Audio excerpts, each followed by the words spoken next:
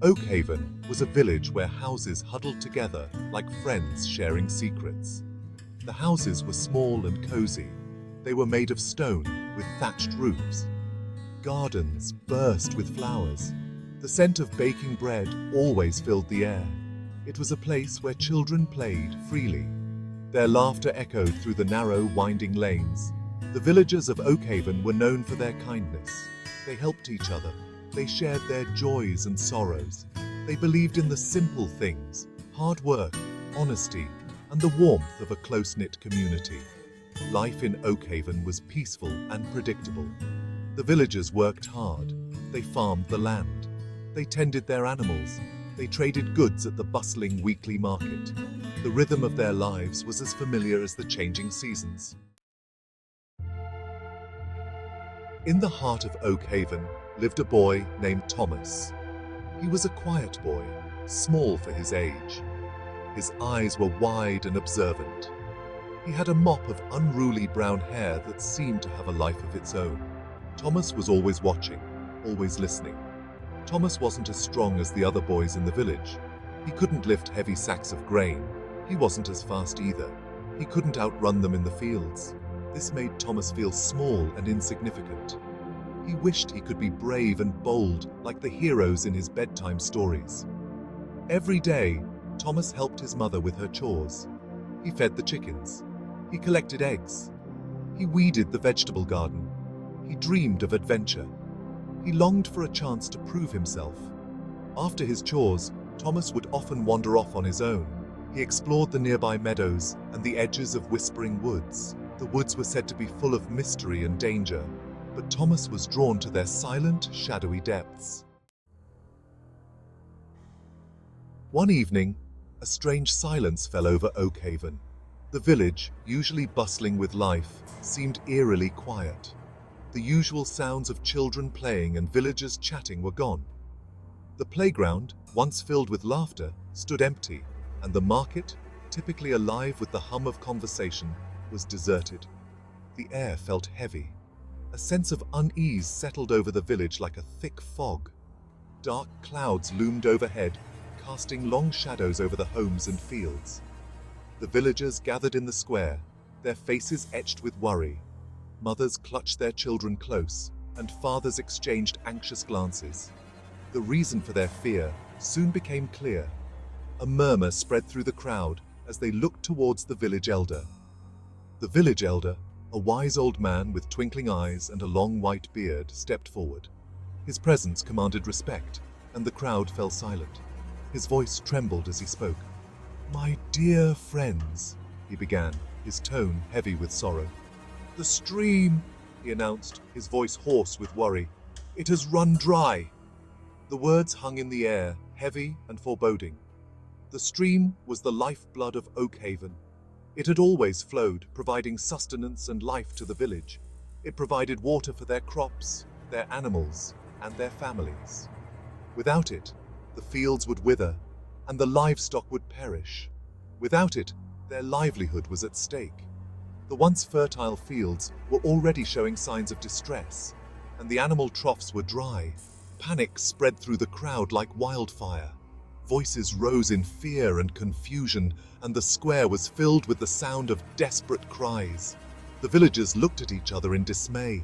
What would they do? Whispers filled the square as people began to discuss their options.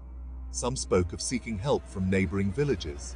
They hoped that perhaps their neighbors could spare some water or offer advice. Others talked about digging a new well. They debated the best locations and the tools they would need. But the elder shook his head sadly. "The nearest village is days away," he said, "and digging a well will take weeks, maybe months." "The nearest village is days away," he said, "and digging a well will take weeks, maybe months." The reality of their situation began to sink in. Despair settled over the villagers. They sat in small groups, their faces reflecting their hopelessness. Their hopes dwindled with each passing moment. As the sun set over Oakhaven, the village was left in a state of uncertainty and fear, wondering what the future would hold. Thomas listened intently to the elders' words. He could feel the weight of their concerns pressing down on him, even though he was just a child. The gravity of the situation was not lost on him. He felt a surge of sympathy for the villagers. Their faces, etched with worry and fear, tugged at his heartstrings. He wished he could do something, anything, to alleviate their suffering. He wanted to help, but what could he do? He was just a boy, after all. The tasks ahead seemed insurmountable for someone his age. Yet, the desire to make a difference burned brightly within him. He was just a small, insignificant boy. The enormity of the villagers' plight made him feel even smaller. But deep down, he knew that even the smallest person could change the course of the future. As he watched the villagers, he noticed something peculiar. Their behavior was different, almost as if they were all silently communicating a shared secret. Their gazes seemed to drift towards Whispering Woods. It was as if the forest held the answers to their unspoken questions, a place of both mystery and potential salvation. Their eyes held a mixture of fear and hope. The duality of their emotions was palpable, a testament to the dire circumstances they faced and the slim chance of redemption they clung to. Later that evening, huddled around the fireplace with his family, Thomas overheard his parents whispering. The flickering flames cast long shadows, adding an air of secrecy to their hushed conversation. The old legend, his father was saying, his voice low, it must be true. His mother sighed, her expression a mix of skepticism and concern. The legend had been passed down through generations, but its truth had always been in question. But it's just a story, she said, a children's tale. Thomas's curiosity was piqued. What legend? What story? He had heard snippets of it before, but never the full tale. Thomas couldn't resist any longer. The need to know was too strong, and he felt a strange sense of urgency.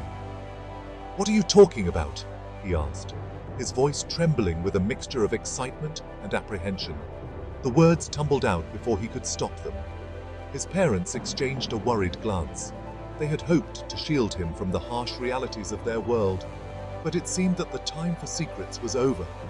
His father hesitated for a moment before speaking. The weight of the story he was about to tell was heavy, and he knew it would change Thomas's perception of the world forever. It's said that deep within Whispering Woods, he began, there's a hidden spring, a source of pure magical water. This water was believed to have the power to heal and bring prosperity to the land. The legend went on to say that the spring was guarded by a fearsome creature, a guardian of sorts, whose duty was to protect the spring from those unworthy of its gifts. A creature that only responded to acts of courage and selflessness. It was said that only the pure of heart could gain access to the spring's magical waters. Many had ventured into the woods in search of the spring, but none had returned. The forest was treacherous, filled with dangers that tested the resolve of even the bravest souls. It was a tale used to warn children about the dangers of the woods, a story meant to keep them safe, to prevent them from wandering into the unknown, a tale most dismissed as mere folklore. Yet, in times of desperation, even the most skeptical hearts could find a glimmer of hope in the old stories. That night, Thomas lay awake in bed, his eyes wide open, staring at the ceiling. His mind raced with thoughts of the legend his grandmother had told him so many times. He knew it was dangerous, a place where many had ventured but few had returned. He knew everyone would think he was foolish, just a child with wild dreams. But he couldn't shake the feeling that he had to do something. He had to try, for the sake of his village. He had to prove himself, not just to others, but to himself as well. He had to be brave, braver than he had ever been before. The next morning, Thomas woke up with a newfound determination, a fire in his heart. He knew what he had to do. He had to find the hidden spring that could save his village from the drought. He would find the hidden spring and save his village, no matter the cost. He packed a small bag with some bread, cheese, and a few other essentials. He also took his wooden toy soldier for comfort, a small token of his childhood bravery. He took a deep breath and slipped out of the house before the sun had fully risen, the world still cloaked in the quiet of dawn.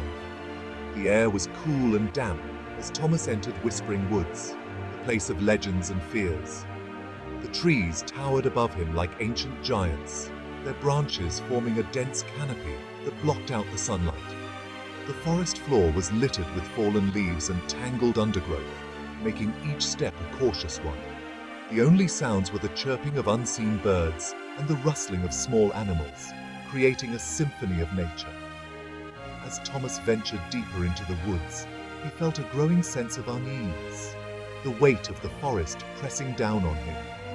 The shadows seemed to twist and turn, taking on menacing shapes that played tricks on his mind. The silence was broken only by the sound of his own heartbeat, loud and insistent in his ears. He fought back the urge to turn back, reminding himself of the importance of his mission. He had come too far to give up now, too far to let fear take over. He had to be brave, braver than he had ever been, for the sake of his village and for himself. With each step, Thomas felt his resolve strengthen, his determination growing as he ventured deeper into the Whispering Woods.